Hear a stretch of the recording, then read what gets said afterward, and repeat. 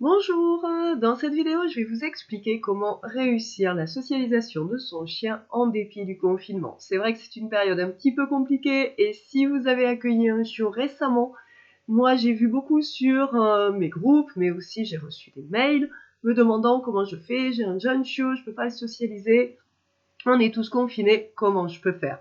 Du coup, j'ai décidé de vous faire cette vidéo pour vous donner des conseils. Mais avant tout, je vais me présenter. Je m'appelle Frédéric, je suis éducateur canin et comportementaliste et j'aide les propriétaires à éduquer leurs chiens ou à résoudre les problèmes de comportement qu'ils peuvent rencontrer. Alors, déjà qu'on sache un petit peu de quoi on parle. Qu'est-ce que c'est que socialiser et familiariser? Parce qu'il y a deux notions.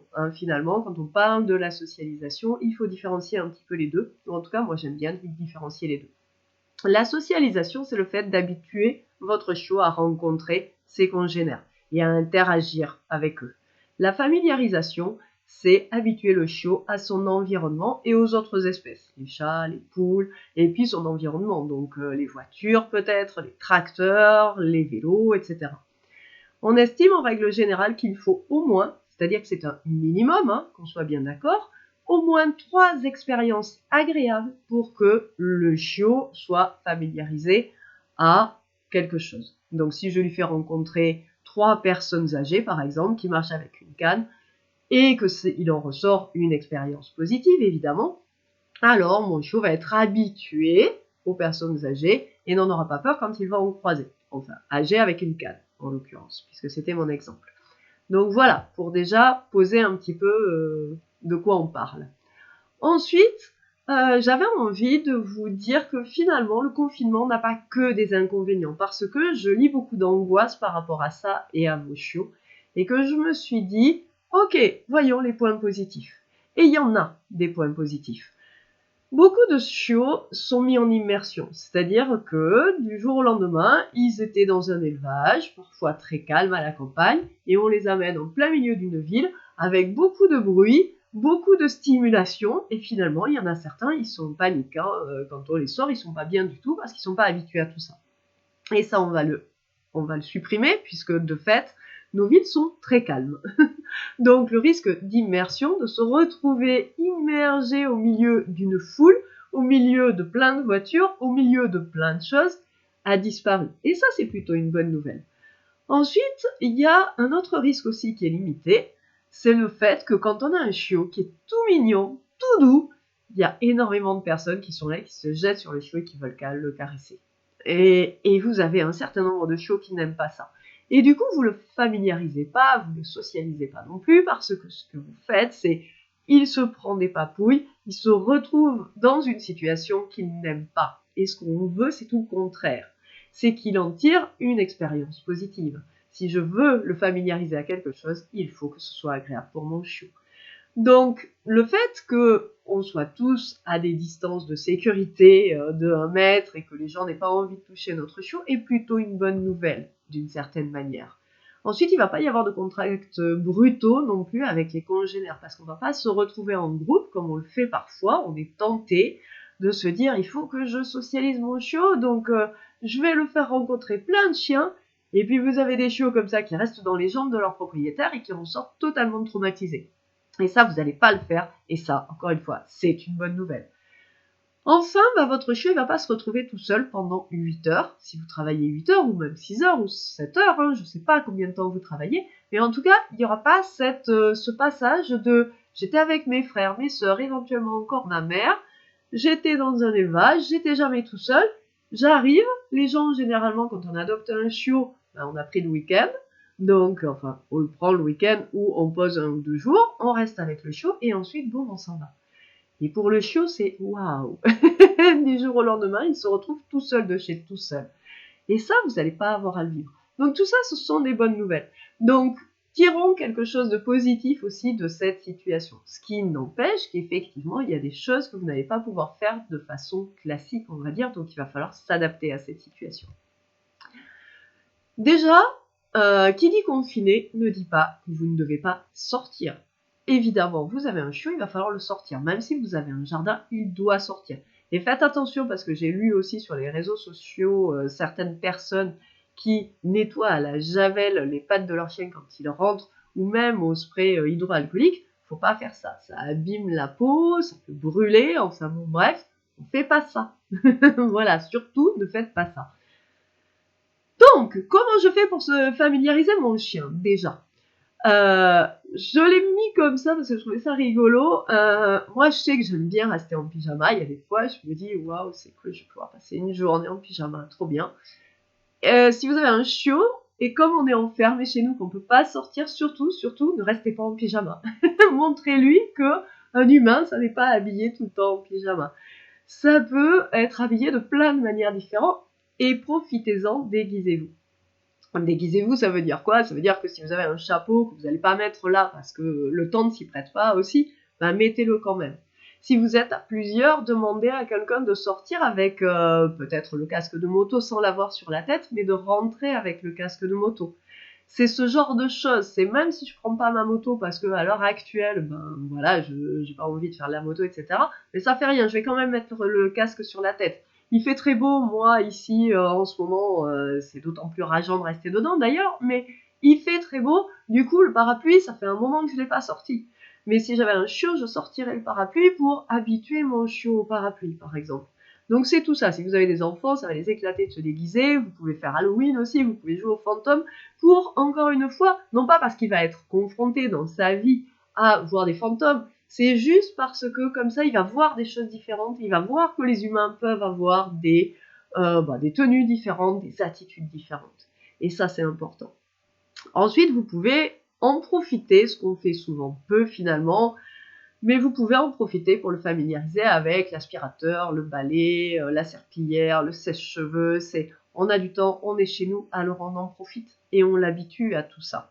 Au lieu de l'isoler dans une pièce ou de le mettre dehors pendant qu'on passe la serpillière, ben non, on en profite et on travaille tout simplement à l'habituer à ce que, ouais, il y a un aspirateur. L'aspirateur, ça fait du bruit. Vous pouvez l'habituer au vélo, au roller, à la poussette, au skateboard si vous en avez un. Enfin voilà, vous allez devant chez vous, vous demandez pareil si vous êtes à plusieurs dans la maison, il peut y en avoir un qui prend le vélo et l'autre qui prend le chiot. Vous pouvez sortir la poussette même si vous n'avez pas envie dans ce contexte de sortir avec votre bébé, ce que je peux comprendre, mais par contre, vous pouvez tout à fait prendre juste la poussette. À condition évidemment que quelqu'un garde votre bébé, mais voilà, sinon c'est ok, j'ai pas besoin de la poussette, mais je la prends. Pour que le chiot sache, parce qu'un jour on va tous ressortir, j'espère. Donc, et ce jour-là, vous aurez besoin de sortir avec votre chiot et la poussette. Donc commencez dès maintenant à l'y habituer.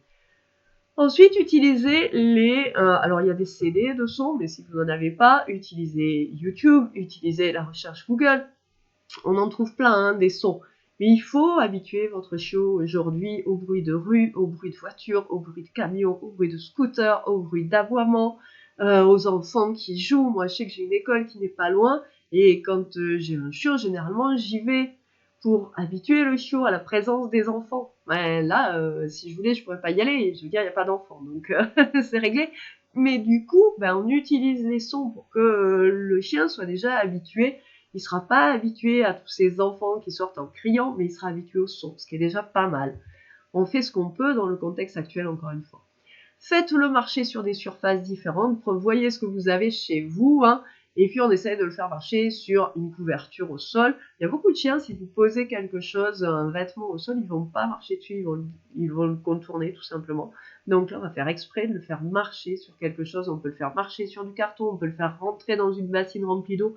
Essayez de voir ce que vous avez encore une fois chez vous qui peut servir, ça peut être du papier bulle aussi, ça peut être du polystyrène si vous en reste, ou si vous avez reçu des choses qui étaient enveloppées là-dedans. Voyez, pour varier les textures. Et enfin, changer les lieux de balade. C'est vrai qu'on est limité à ce kilomètre autour de chez nous pour promener nos chiens. Moi, je sais que si j'avais un chiot aujourd'hui, je le prendrais dans la voiture, j'irais au supermarché et j'irais juste sur le parking du supermarché avec le chiot pour l'habituer à ses allées et venues, en restant évidemment à bonne distance des gens, hein, forcément. Mais voilà, pour habituer mon chiot à voir plus d'une personne dans la rue. Parce que ce qu'on veut quand même, c'est qu'il voit un petit peu des gens qui se déplacent et voilà, un peu de mouvement, un peu de vie. Donc ça peut être le parking du supermarché, ça peut sûrement être d'autres lieux. Essayez de réfléchir comme ça à où est-ce que vous pouvez l'amener. Ça peut être aussi devant les marchands de tabac, puisque sont encore ouverts, pour qu'il soit habitué comme ça à voir un petit peu du monde. Rendez-vous bien compte d'une chose qui est importante, c'est que c'est la qualité du contact avec ce à quoi vous voulez exposer votre chiot qui est important. C'est pas la quantité.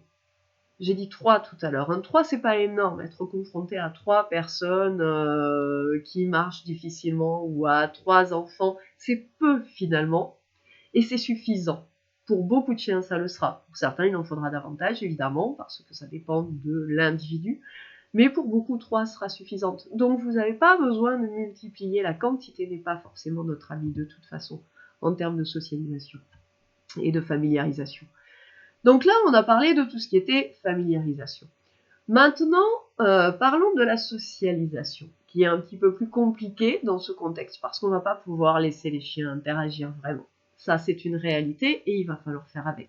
Par contre, ce que vous pouvez faire, c'est essayer de trouver des lieux où vous savez que d'autres personnes vont promener leurs chiens. Moi, je sais très bien que dans ma ville, si je veux croiser d'autres propriétaires de chiens qui baladent leurs chiens, je sais à peu près où je dois aller. Donc, essayez de faire cet effort et de réfléchir.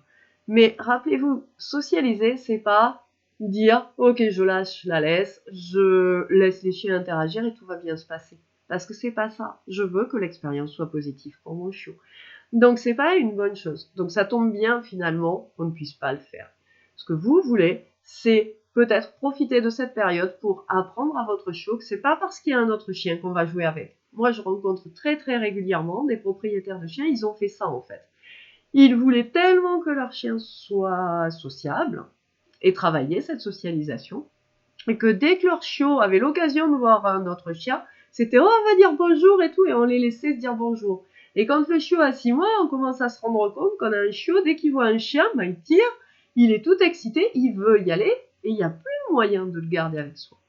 Donc cette période-là où on est obligé de garder nos distances nous permet d'autant plus de travailler le fait que, ben oui, il y a un chien, mais tu vas pas aller le voir, parce que c'est pas ça la vraie vie.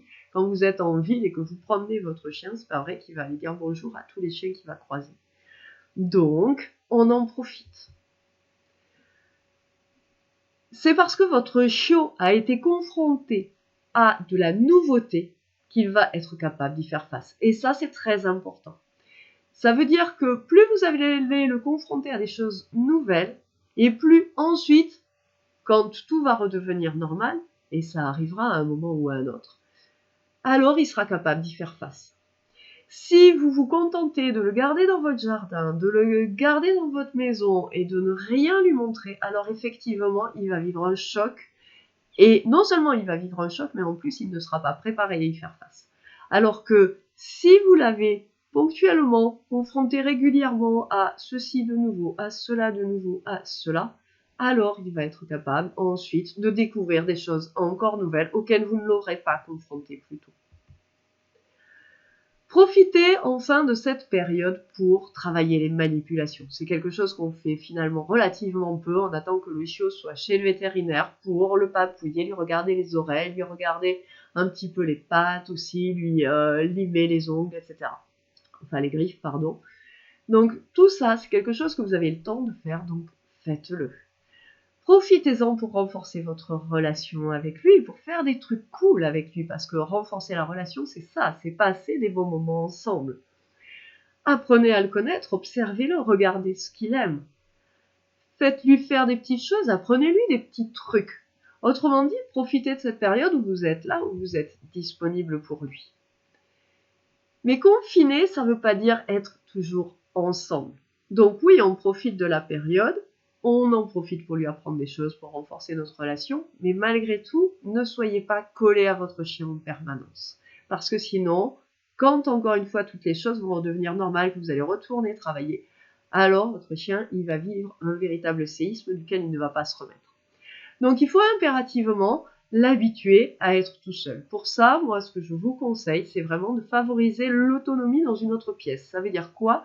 Ça veut dire que je vais mettre peut-être sa gamelle dans une pièce qui n'est pas la pièce dans laquelle je suis majoritairement, et que s'il veut manger, il va devoir s'éloigner de moi. Ça, c'est l'autonomie. Elle n'est pas forcée, c'est juste Voilà, je t'ai mis une gamelle, elle est là, tu sais qu'elle est là, moi je sors de la pièce, et ensuite, toi, tu vas faire des allées et venues. Il y a beaucoup de chiots qui vont faire ça, parce qu'ils ne sont pas prêts encore, tout à fait matures, on va dire, pour rester tout seuls dans une pièce. Mais quand ils vont l'avoir fait plein de fois et vérifier que vous êtes toujours là et que vous êtes en train de bouquiner ou de regarder votre ordinateur ou que sais-je encore, alors le chien va se détendre et va pouvoir de lui-même se dire « Ok, finalement, c'est cool d'aller dans cette pièce-là ».